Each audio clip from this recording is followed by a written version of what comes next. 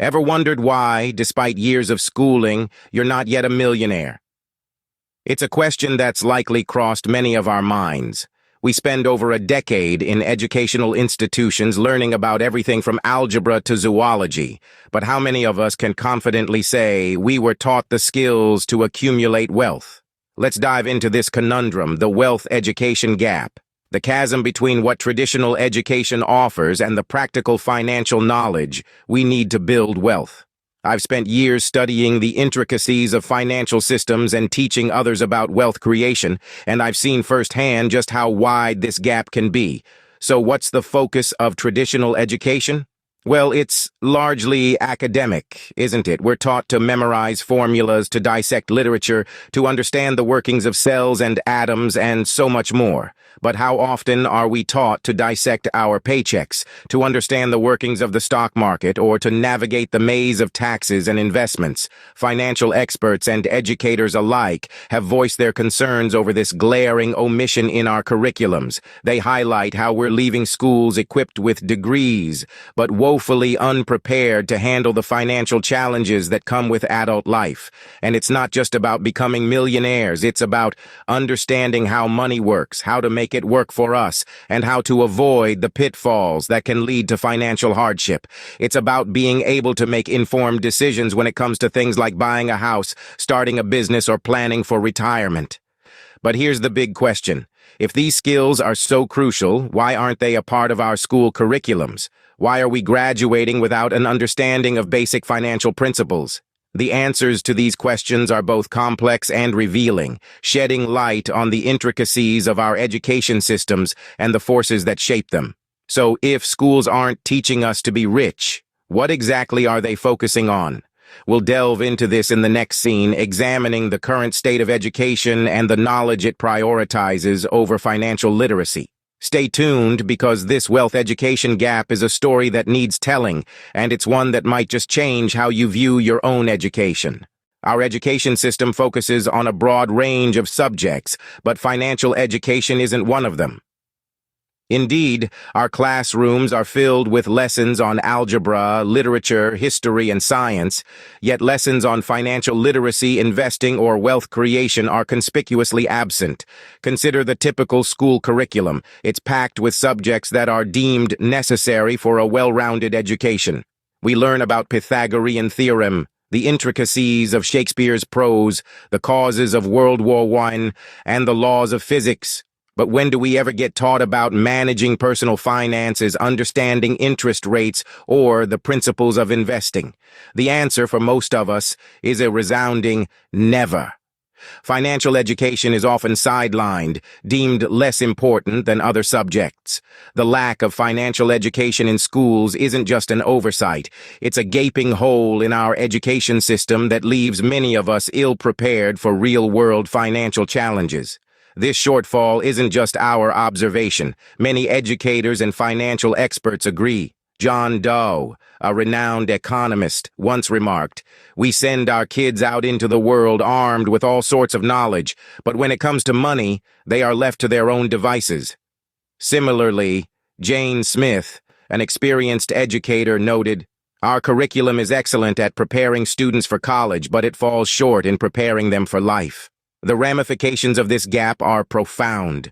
Without a solid understanding of financial principles, people often find themselves struggling to manage their money effectively, falling into debt, and missing out on opportunities to grow their wealth. Our education system, for all its merits, has a blind spot when it comes to financial education.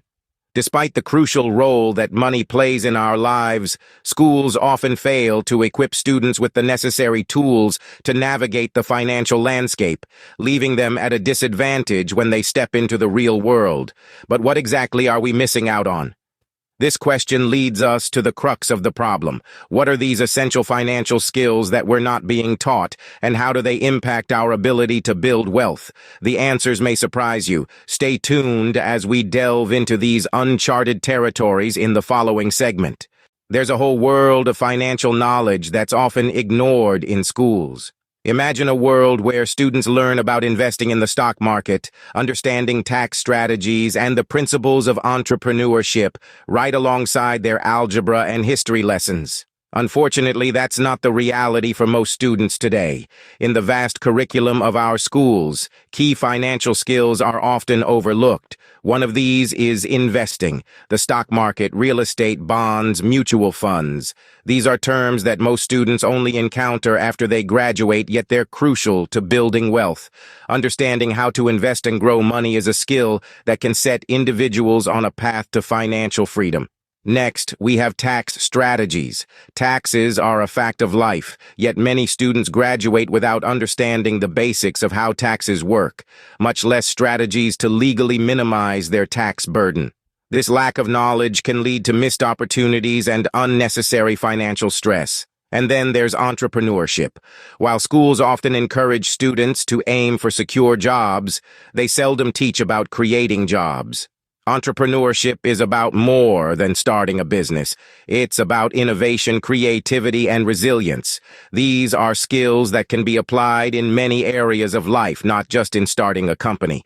Now let's talk about the impact of these missing skills. Take the case of Jane, a college graduate who landed a good job, but was living paycheck to paycheck. She had no idea how to invest her money or use tax strategies to her advantage. It wasn't until she took an online course on personal finance that she started to build wealth. Or consider John, who always had entrepreneurial ideas but never knew how to implement them. He spent years in a job he didn't enjoy before he finally learned about entrepreneurship and started his own successful business.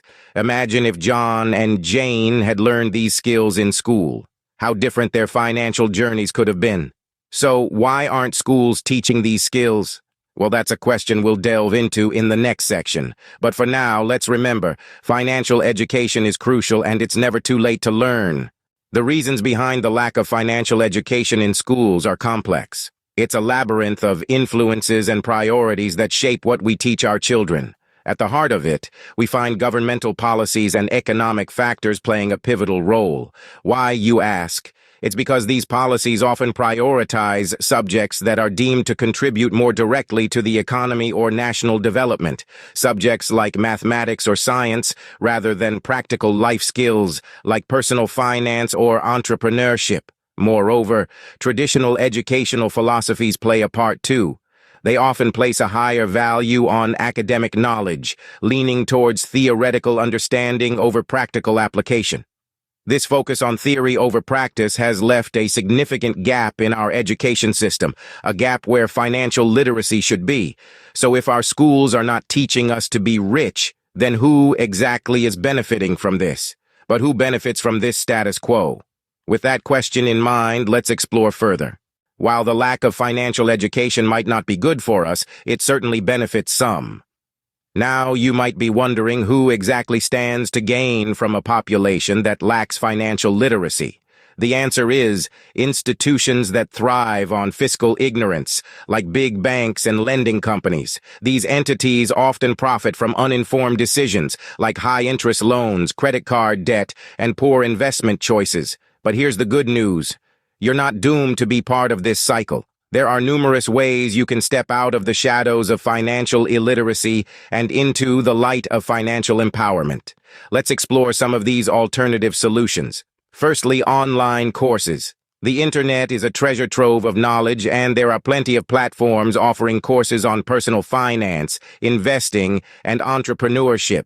Websites like Coursera, Khan Academy, and Udemy host a multitude of these courses, some free and some at a minimal cost. Secondly, books. There's a wealth of written knowledge out there by financial gurus who've been there, done that, and are now sharing their experiences. Books like Rich Dad, Poor Dad by Robert Kiyosaki or The Total Money Makeover by Dave Ramsey offer practical advice on managing finances and building wealth. Workshops and seminars are other great avenues to consider. These often offer the opportunity to learn from experts in real time and to network with like-minded individuals. Now let's talk about some success stories. Take, for example, Warren Buffett, one of the richest men in the world. He bought his first stock when he was just 11 years old and attributes much of his financial success to self-education. Similarly, Sarah Blakely, the founder of Spanx, started her billion-dollar company with just $5,000. She learned about business and finances not in a classroom, but through real-world experiences and self-study. So how can you start your financial education right now? Well, pick a course, grab a book, or sign up for a workshop. The first step is always the hardest, but remember, every journey towards financial independence and wealth creation begins with a single step. Starting your financial education doesn't have to be complicated. The first step is to embrace a mindset of continuous learning. Read books about finance, listen to podcasts, and follow experts online. Second, put that knowledge into practice. Create a budget, start saving, and make small investments. But you're not alone in this journey. There are numerous resources available to help you along the way. Websites like Investopedia offer a wealth of information for beginners. Apps such as Mint can help you manage your budget and track your spending. And platforms like Coursera provide online courses in financial literacy. Remember, the key is to start small and grow your knowledge over time. It's not about getting rich quick, it's about building sustainable wealth. So take the first step today and embark on your journey to financial literacy. With that said, thanks for watching, and until next time.